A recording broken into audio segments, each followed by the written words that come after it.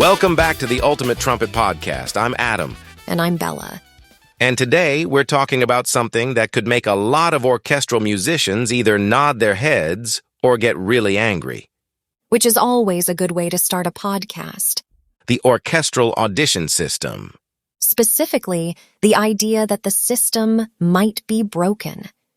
This episode is based on an article on trumpetstudio.com by Michael Drostee, and the basic argument is pretty provocative.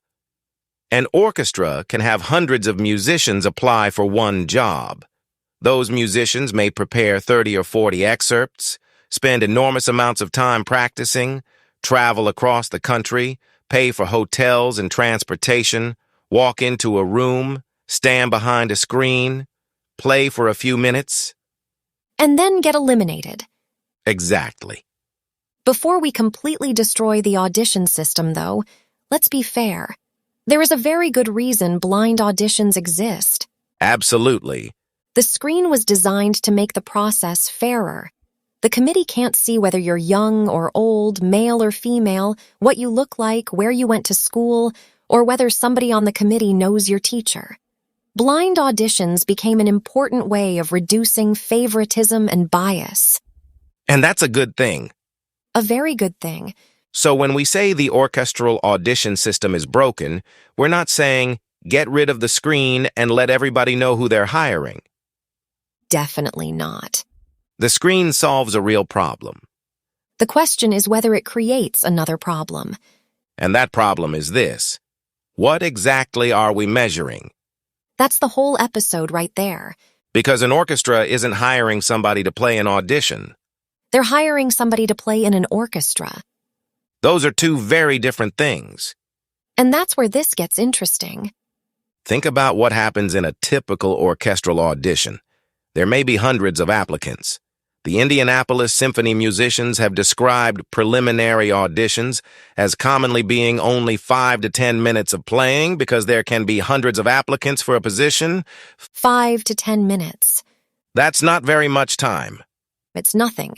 And within those minutes, you're expected to demonstrate technique, tone, intonation, rhythm, musicality, style, range, control, and the ability to handle some of the most famous and difficult passages in the repertoire. Which is why musicians spend so much time preparing excerpts. Right? And excerpts aren't stupid.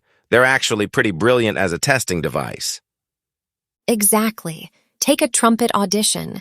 You can ask someone to play a Mahler passage, a Strauss passage, something from pictures at an exhibition, something delicate, something loud, something exposed, something rhythmic, something lyrical.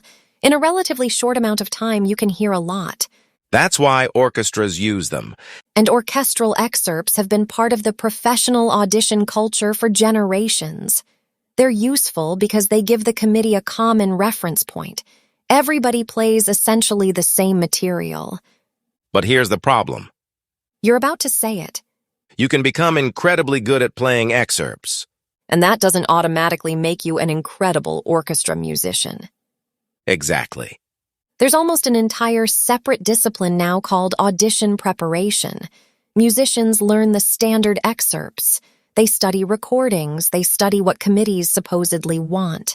They practice starting exactly at the right place, at the right tempo, with the right articulation, the right style, the right sound. And that's legitimate work. Absolutely. But eventually you have to ask whether we're selecting the person who is best at the test rather than the person who is best suited for the job. That's a much harder question. Because the job isn't sitting behind a screen. The job is sitting next to 12 other people. And that's completely different. Let's talk about section playing, because I think this is where the audition system gets especially interesting. Go ahead.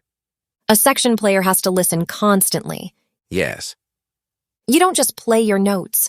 You listen to the people around you. You hear the principal. You hear the other sections. You hear the conductor. You hear the room.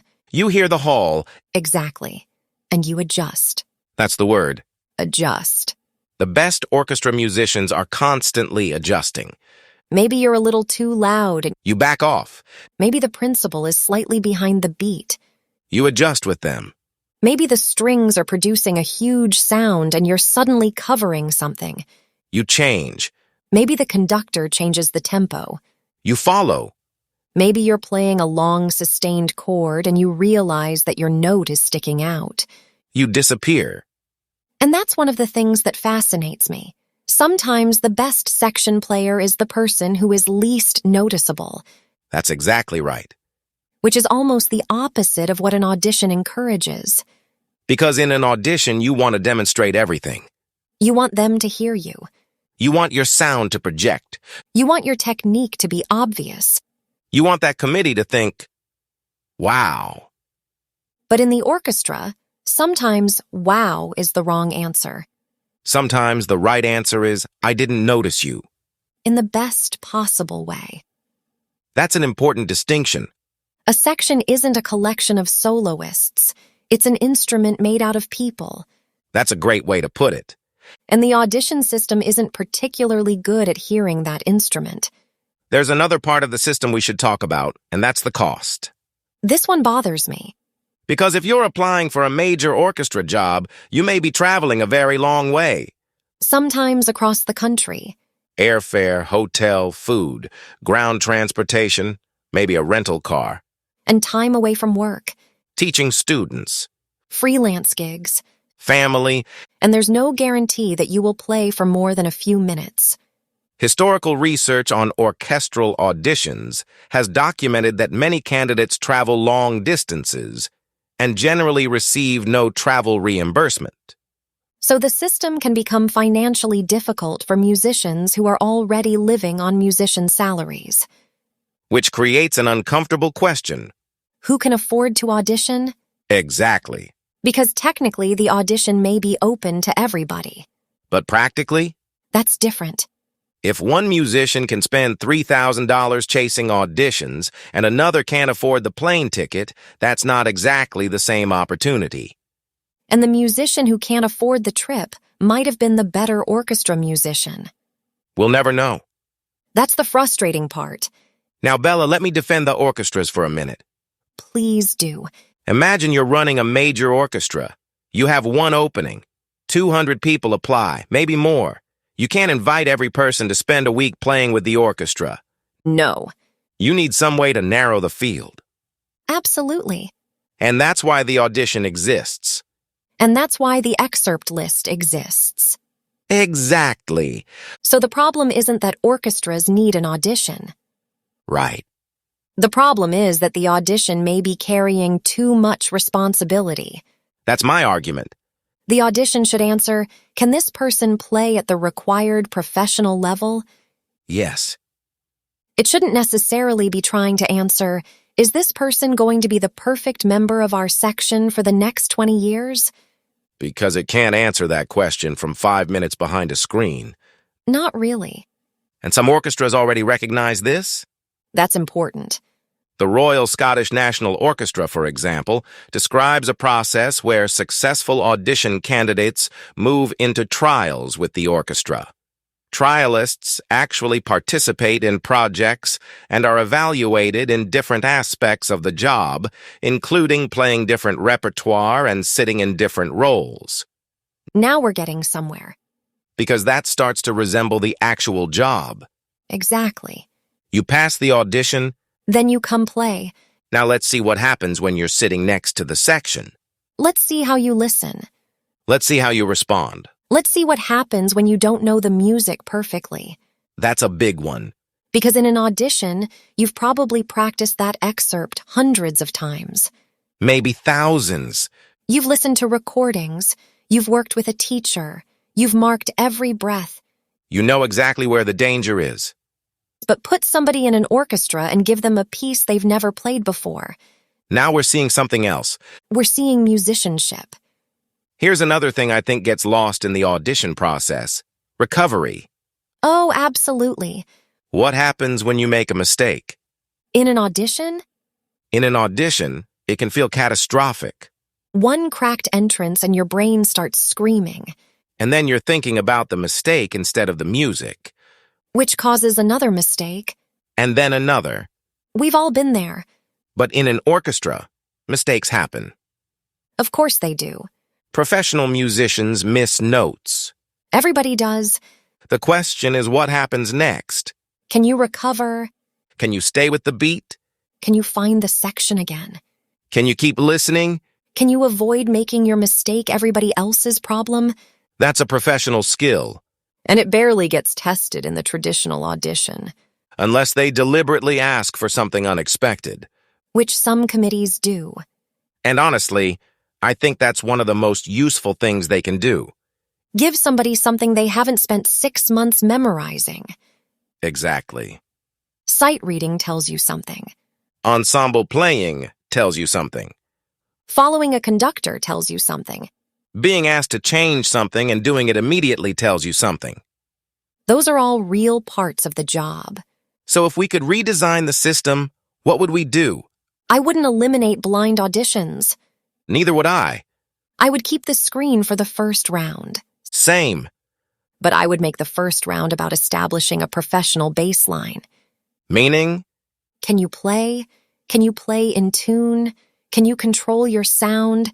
Can you handle the technical demands? Can you demonstrate musical understanding? Good. Once you've demonstrated that, stop pretending another 30 excerpts are going to tell us everything. I like that. Put the finalists in the orchestra. Let them play. Let them rehearse. Let them sit beside the principal. Give them unfamiliar music. Give them difficult music. Give them quiet music. Give them music where blending matters. And don't just listen to the candidate. Listen to the section. That's the key. Does the section sound better with this person in it? That's the question. Not. Did they play the Brahms excerpt perfectly? Although please play the Brahms excerpt well. Yes. We don't want to go completely crazy here. Technical standards matter. They absolutely matter. Nobody wants an orchestra filled with wonderful people who can't play the music. Right. But once the technical standard is met, there are other things that matter just as much. Listening. Musical intelligence, Consistency. flexibility, Reliability. collegiality. And the ability to make the people around you sound better. That's the one I'd put at the top. You know what the irony is? What? Orchestras already know what great section playing sounds like. They hear it every week. They know when a section is breathing together. They know when the balance is right. They know when the sound has one center instead of 10 individual sounds. They know when everybody responds to the conductor together. They know when a musician makes everyone else better. And yet we use an audition process that spends most of its energy listening to people individually. That's the contradiction. We're hiring an ensemble musician through an individual performance test. Exactly. And maybe that isn't completely wrong. But it's incomplete. That's probably the better word. Incomplete. The screen isn't the enemy. The excerpt isn't the enemy. High standards aren't the enemy. The problem is assuming that a great audition performance is the same thing as proof that someone will be a great orchestra musician. Those things overlap. But they aren't identical. And if orchestras want to find the best musicians for their sections, they need to measure both. That's the whole argument. And maybe this is something young musicians should remember too. Absolutely. Don't become obsessed with the audition to the point that you forget how to be a musician. That's huge. Learn your excerpts. Learn them incredibly well, but don't stop there. Play chamber music. Play in ensembles. Listen. Learn the repertoire surrounding the excerpt. Don't just learn the 6 bars. Exactly. Know what happens before it. Know what happens afterward. Know who you're playing with. Know why your part matters. And know when it doesn't matter. That's a pretty sophisticated thing to learn. It is. But that's what makes you an orchestra musician instead of just somebody who can play excerpts. And I think that's the distinction this whole conversation comes down to. The audition asks, can you play this? The orchestra needs to know, can you play this with us? That's a much better question. And maybe the future of orchestral auditions should be built around finding ways to ask it. So that's our question for you. If you were designing an orchestral audition from scratch, what would you keep? Would you keep the screen? Would you keep the traditional excerpts? Would you add sight reading? Would you put candidates into the section? Would you have them rehearse with the orchestra before making the final decision? We'd love to hear what you think. And if you're preparing for an audition right now, don't let this episode convince you that excerpts don't matter. They matter. A lot.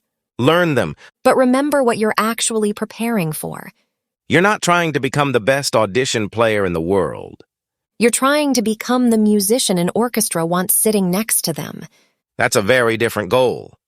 And probably a better one. If you enjoyed today's episode, visit trumpetstudio.com for more articles, lessons, trumpet resources, and the Trumpet Studio Practice Hub app on the App Store. And if you're serious about improving your trumpet playing, check out Michael Drosty's books, The Ultimate Warm-Up for Trumpet, The Ultimate Technical Study, and The Ultimate Wedding Book for Trumpet. They're all available through trumpetstudio.com. And please rate and like us on your podcast player. It really does help other trumpet players find the show. And if you have a friend preparing for an orchestral audition, send them this episode. Because maybe the audition isn't the whole job after all. I'm Bella. I'm Adam. We'll see you next time. Now go practice.